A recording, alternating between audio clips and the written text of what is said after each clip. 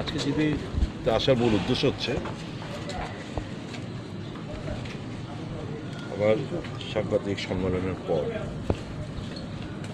এক দুদিন তো গেছে, খুব একটা নড়ে চড়ে বসতে আমি দেখিনি কর্তৃপক্ষদের। তো আমি আজকে জিবির এমএস এবং আমাদের শুভাশিস দাস সাহেব, ডক্টর রয় এবং ডক্টর শুভাশিস দাস সাহেব, ওনাদের সঙ্গে আমি কথাবার্তা বলতাম যে এরকম হচ্ছে কেন, যে মানুষ ভরসা হারিয়ে ফেলছিল, হারিয়ে গেছে জিনিস উপর, কিংবা মৃত্যু হয়ে আপনারা বলতেই পারেন। গতকাল রাত্রিগুলো আমি এখান থেকে খবর পেয়েছি, এক প্রেগনেন্ট মহিলা ফোন করেছে যে আমরা খাবার পাচ্ছি না। তারপর খোঁজাখুঁজি করে পাঁচতলায় উঠে আমাদেরকে খাবার আনতে হয়েছে।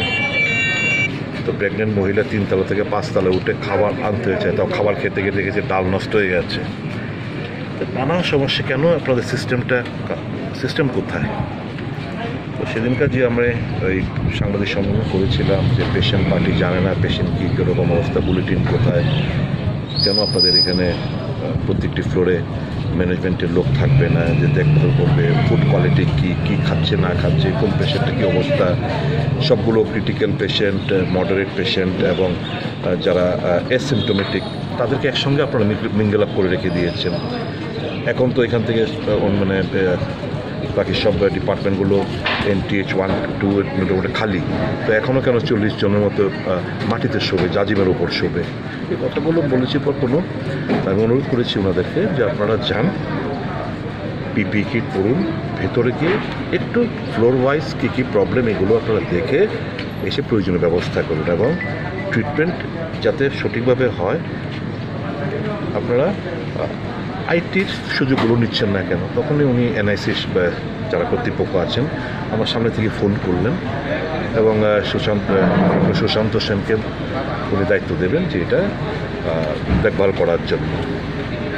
এবং উনি আমাদেরকে এও প্রতিশ্রুতি দিয়েছেন যে সাজেশনগুলো আমরা দিয়েছি এটা যাতে খুব দ্রুততার সাথে ইমপ্লিমেন্ট করা যায়, প্রয়োজনীয় পদক্ষেপ। আমি বললাম যে আমি 2-3 দিন অপেক্ষা করব, তারপর কিন্তু এখানে এরকম পরিস্থিতি হবে তখন আপনারা সামাল দিতে পারবেন না। আনফর্চুনেটলি এটা আমার বিধানসভা কেন্দ্রের মধ্যে হাসপাতালটা, আই ক্যানট ইভেড মাই রেসপন্সিবিলিটি।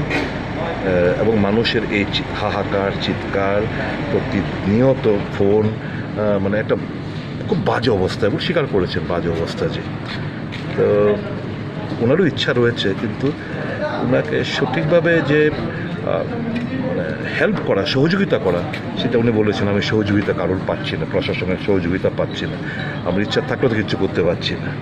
তো বিস্তারিত কথাবার্তা হয়েছে, দেখা যাক। আমি 2-3 দিন অপেক্ষা করব, তারপর আরও এগ্রেসিভভাবে কী করা যায় সেটা আমি একটা চিন্তা ভাবনা করব। মাননীয় প্রাক্তন স্বাস্থ্যমন্ত্রী তথা বিধায়ক সুদীপবাবু যেটা বললেন তার সঙ্গে আমি সহমত পোষণ করি, এবং পরিস্থিতিটা মনে হচ্ছে যে স্বাস্থ্য দিক দিয়ে আমাদের হাতের বাইরে চলে যাচ্ছে, কন্ট্রোলের বাইরে চলে যাচ্ছে, যে জিনিসটা কোনো অবস্থাতেই একটা জনমুখী সরকারের পক্ষে মানানসই। তো আমাদের জিবির মাননীয় সুপার এবং যিনি অ্যাডমিনিস্ট্রেটিভ অফিসার রয়েছেন ওনাদের সঙ্গে আমাদের আলোচনা হয়েছে দীর্ঘক্ষণ। মাননীয় প্রাক্তন স্বাস্থ্যমন্ত্রী কিছু সাজেশন দিয়েছেন, যেগুলো যদি ইমপ্লিমেন্ট করা যায় তবে সেটা জনগণের জন্য খুবই মঙ্গলদায়ক হবে। এবং ইতিমধ্যে আমরাও বলেছি যে পার্শ্ববর্তী রাজ্য আসাম অনেক সাকসেস রেট এসছে কোভিড কন্ট্রোল করতে গিয়ে, সেখানকার যিনি স্বাস্থ্যমন্ত্রী হিসাবে তিনি ভারতবর্ষের মধ্যে নিজেকে প্রতিষ্ঠিত করেছেন। তবে আমাদের রাজ্যে কেন আমরা পারবো না? সেই জিনিসগুলো আমরা আলোচনা বিস্তারিত হয়েছে, এবং আমরা আশাবাদী যে মাননীয় জিবির কর্তৃপক্ষ এবং স্বাস্থ্য দপ্তর যৌথভাবে এবং প্রশাসন, কারণ আমরা দেখেছি যে গত কয়েকদিন আগে মাননীয় মুখ্যমন্ত্রীও জিবি সফর করে গেছেন, আমাদের প্রত্যাশাটা জেগেছিল যে জিবির যে পরিস্থিতি সেটা হয়তো কন্ট্রোল হবে বা একটু ডেভেলপ হবে।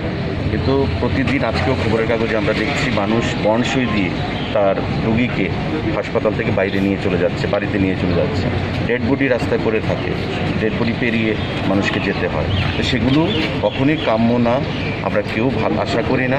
আমরা আবেদন জানাবো প্রশাসনের কাছে, মাননীয় মুখ্যমন্ত্রী তথা স্বাস্থ্যমন্ত্রীর কাছে, যে ব্যাপারটা অবিলম্বে যেন দেখে যথোপযুক্ত ব্যবস্থা গ্রহণ করেন। কারণ সমস্ত কিছু আমাদের ultimately of the people, by the people এবং ফর দ্য পিপল। জনগণই যদি সেখানে সুন্দর বিচার না পায়, সুন্দর স্বাস্থ্য পরিষেবা না পায়, তবে গুড গভর্নেন্সের কিন্তু সেখানে কোনো অস্তিত্বই থাকবে না। কারণ শিক্ষা এবং স্বাস্থ্য সেটা হচ্ছে আমাদের সবথেকে গুরুত্বপূর্ণ priority sector. Government of India অনেক আগেই সেটাকে ইয়ারমার্ক করে দিয়েছেন।